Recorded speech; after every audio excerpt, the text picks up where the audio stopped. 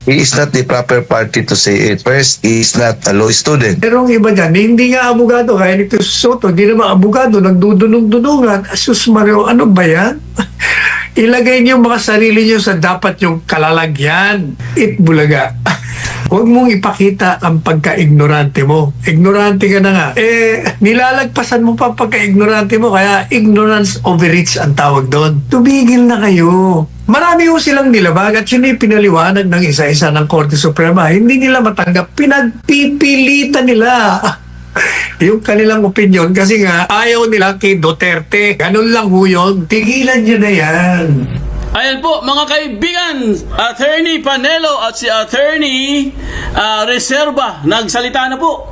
O ayan, sinupalpal po siya ni Attorney Reserva at binutata naman siya ni Attorney Panelo. Ayan, nag-joint force po ang mga magigiting natin ng mga abogado. Ikaw naman kasi, eat bulaga, sabi nga ni Attorney Panelo, eat bulaga. Dapat kasi marunong ka lumugar. Alamin mo kung saan ka talaga, 'di ba? Huwag mong pasukin ang mundo ng mga abogado. Sabi nga ni Attorney Panelo, hindi naman abogado. Pero bakit ka po nagmamarunong, nagkukunwaring may alam pero wala naman talagang alam? 'Di ba? Kaya nga pinagtatawanan siya yung sinasabi niyang legislative overreach ba 'yon? O anong sabi ni Attorney Panelo? Hindi naman legislative overreach 'yan. Ignorance overreach. Kasi nagpapakita ka lang talaga, Wambol, na ikaw isang ignorante. Pinakita mo lang sa taong bayan na wala ka talagang alam. Kasi bakit kasi nagko-comment ka pa? Alam mo naman na hindi mo yan saklaw. Diba? Huwag mo nang pakialaman dapat dyan. Hayaan mo na ang Supreme Court dahil nagbigay na po sila ng finality. Ano pa bang gusto mo? Ha? Nagdadrama-drama ka pa. Meron ka pang pachachachacha.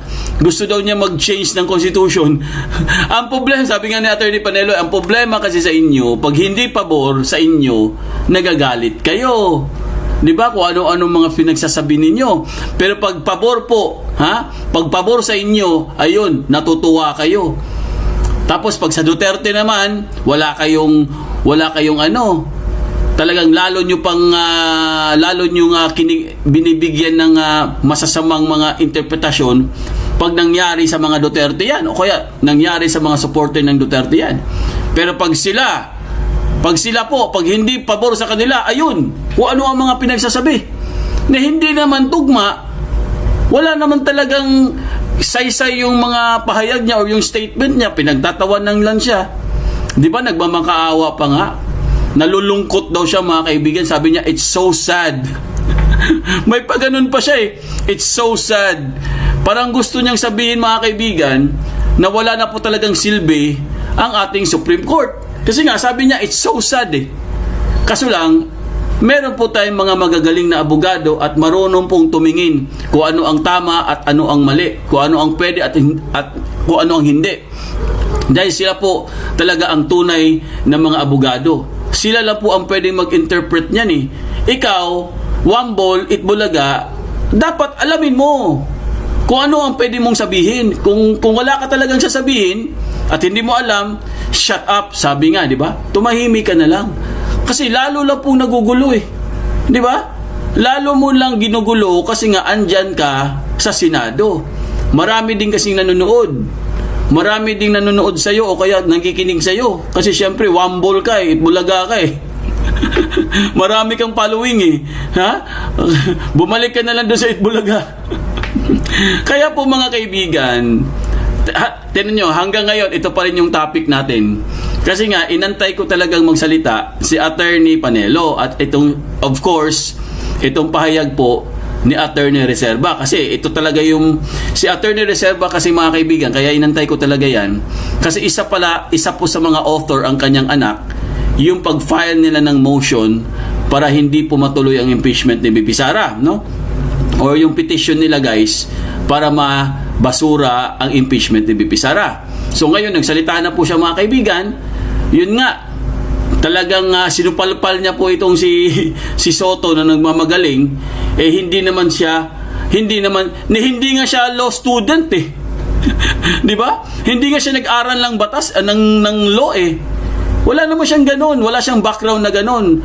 Kasi mayroon pong mga iba guys, mayroon pong mga ibang senador na nag-aral po ng law pero hindi lang sila nakakuha ng bar exam. Katulad ni Jingo Estrada, no? Senator Jingo Estrada.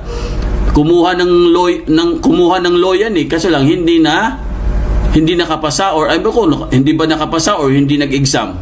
Parang si Senator Amy Marcos ganun din. Ang pagkakaalam ko, si Manang Amy ay kumuha din ng law yan, kasi lang hindi yata nakapasa or hindi nag-exam. So hindi sila lawyer. Pero at least meron silang alam konti dahil nga pinag-aralan nila. Itong si Wambol wala talaga. Ha? Talagang komedyante lang po talaga siya mga kaibigan. Hanggang doon lang talaga siya. Dapat mag-set siya ng boundaries na hanggang dito lang ako, hindi ako pwedeng lumampas dito dahil hindi ko na alam kung ano ang sasabihin ko dito. O kaya, sabagay, meron naman sila mga legal, no? Kasi may mga pera yan eh. Kayang-kaya nila magbayad ng mga luminaries, no? O kaya yung mga legal front. Kayang-kaya nila magbigay ng consultancy, no? Parang ganon.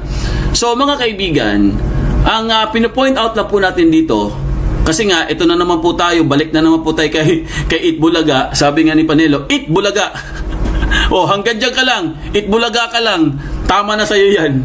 So ito po, no, pino-point out lang po natin mga kaibigan, dahil nga pag entra ka ng entra na wala kang alam, no? Kumbaga, kulang ang iyong personal knowledge patungkol po dito sa napaka-critical na topic or critical na proseso, ito pong impeachment. Kasi nga nagbigay na po kasi ng bagong rules ang Supreme Court, 'di ba? Na hindi ka basta-basta mag-impeach. Ito naman kasing si Juan Bol, gusto niyang kontrahin ang Supreme Court. Ha? Ang sinabi niya guys, mali daw ang Supreme Court. Ha? Mali daw ang Supreme Court mga kaibigan. Ang gusto niyang sabihin guys na, "Hoy, kayo Supreme Court, mag-retire na kayo." 'Di ba? Siya pa yung nagsabing ganun. Siya pa yung nagbigay ng ganung pahayag mga kaibigan na wala naman talaga siyang, wala naman siyang alam. Oy, Ginoo giatay ko dasay. Ha? Puragaba. Ayaw nating manaway ba? Pero puragaba in town ba, no? Bakit kailangan pa niya magbigay ng ganung mga pahayag? Alam naman niya guys na napapalibutan po tayo ng mga magagaling, mga magigiting, punong-puno ng wisdom at mga brilliant na mga abogado na katulad po ni Attorney Panelo, ayan si Attorney Reserva, Topacio, andyan sila, Respicio, you name it, no? Kasi totoo naman talaga yun eh. Totoo naman po itong sinasabi po ni Attorney Panelo. Hindi naman talaga siya abogado. Di ba? Kumbaga mga kaibigan, dapat alam niya kung saan lang siya nararapat. Dapat alamin po ni Itbulaga guys, na hindi po siya pwedeng manghimasok sa mga gawain po ng mga abogado. Kahit sabihin natin na siya ay naging SP. Di ba? Ang yabang pa nga niya, di ba? Siguro kaya siya nagyayabang kasi SP siya. Pero hindi po niya pwedeng gawin yun mga kaibigan. Dahil talagang ang dating po ng karamihan guys ay para po siyang nagpapatawa. Di ba? Ang tingin sa kanya komedyante. Tapos papasok siya dyan sa napaka-critical po na usapin patungkol po sa itong with finality po na desisyon ng Supreme Court, na para bang ang dating guys pinagtatawanan niya ang desisyon ng Supreme Court. Dahil kung tutuusin mga kaibigan, hindi ka na dapat mag-comment diyan eh. Dahil yan na po ang pinakataas na ano natin, no? Kaya nga tawag diyan Supreme Court eh, tapos magko-comment ka pa. Nagbigay na nga ng final decision eh. Bakit naman yung mga magagaling na abogado hindi na nagko-comment? Tanggap na po nila. Kahit yung mga kalaban yung may mga kalaban po ng mga abogado guys, tanggap na rin nila. Kasi nga, kailangan na lang respetuhin kung ano po ang desisyon ng Supreme Court. Kasi hindi mo na pwedeng baliin yan eh.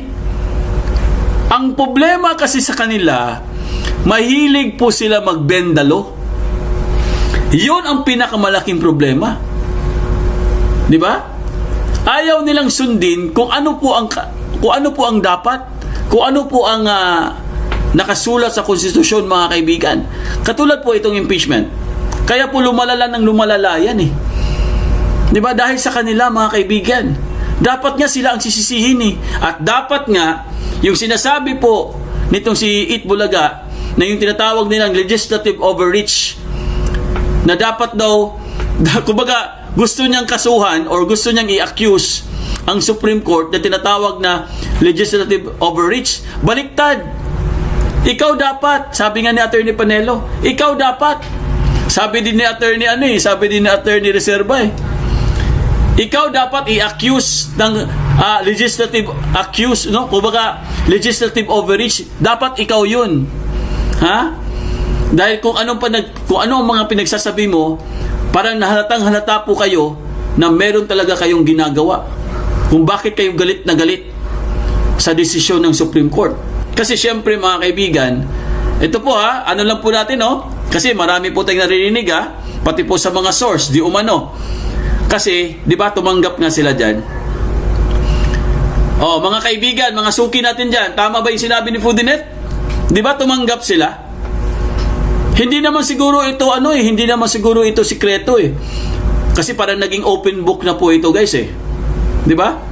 Ulitin ko di ba, tumanggap sila, mga kaibigan? Sige nga, mag-comment nga kayo, guys, kung andyan pa ba yung mga suki natin. Parang walang tao Andyan ba kayo, mga kaibigan? Mga suki, mga subscribers. Andito pala si Jerome and Rebecca. Ayan, kasi, andito din si Adele Bautista, si Ruthie. Shoutout po sa inyo. Ayan, So, mga kaibigan, tama ba yung natin, guys? Tama ba yung analysis natin na sila po ay tumanggap? Magkano ang tinanggap? Magkano kaya ang binayad or magkano kaya ang tinanggap? Ha?